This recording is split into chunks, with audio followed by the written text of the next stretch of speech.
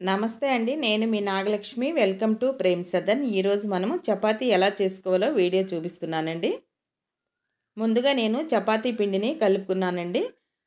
ఈ చపాతీ పిండి కలుపుకున్న తర్వాత హాఫ్ అన్ అవర్ నానబెట్టుకోవాలండి. నానబెట్టుకునే ఈ పిండిని ఒకసారి ఇలా నేను చపాతీ చేసుకోవడానికి ఇక్కడ పళ్ళెం తీసుకున్నానండి. ఆ పళ్ళెం మీద వేసి బాగా మెత్తగా పిసకాలండి. ఆ తర్వాత 5 ఉండలు చేసుకున్నాను నేను.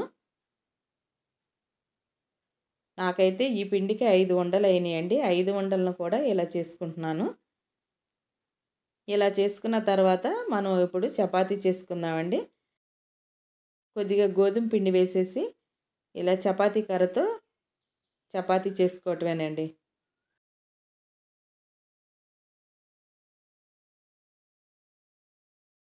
ఇలా పళ్ళెం మీద చేస్తున్నారేంటి అనుకోకండి. పళ్ళెం మీద నాకు చాలా ఈజీగా అనిపిస్తుంది. అందుకే నేను ఇలా పళ్ళెం మీదే చేస్తాను. ఇలా చపాతీ చేసిన తర్వాత ఈ చపాతీ అంతా కూడా ఆయిల్ అప్లై చేసేయాలండి.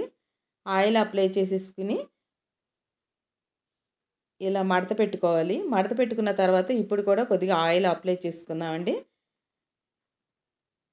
ఇలా ఇంకొకసారి మడత పెట్టుకుందామండి. ఇప్పుడు కొద్దిగా గోధుమ పిండి వేసేసుకుని మరొకసారి చపాతీ కర్రతో ఇలా చపాతీలాగా చేసుకుందామండి. ఇలా చపాతీలు చేసుకుంటే చాలా బాగుంటాయండి. ఇప్పుడు చపాతీని ఇలా పానం మీద వేసి కాల్చుకుందామండి. అన్ని వైపులా కాలేటట్లుగా సిమ్లో పెట్టుకుని కాల్చుకుంటే చాలా బాగుంటాయండి.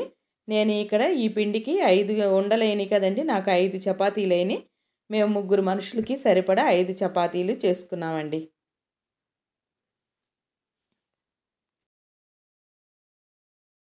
ఇట్లా చపాతీ పెట్టేసుకుని ఒక నిమ్మకాయ చెక్క, ఒక ఉల్లిపాయ చెక్క, పెరుగు చట్నీ కర్రీతో పెట్టేసుకుని తింటే అసలు చపాతీ టేస్ట్ ఎంత చాలా బాగుంటుందండి.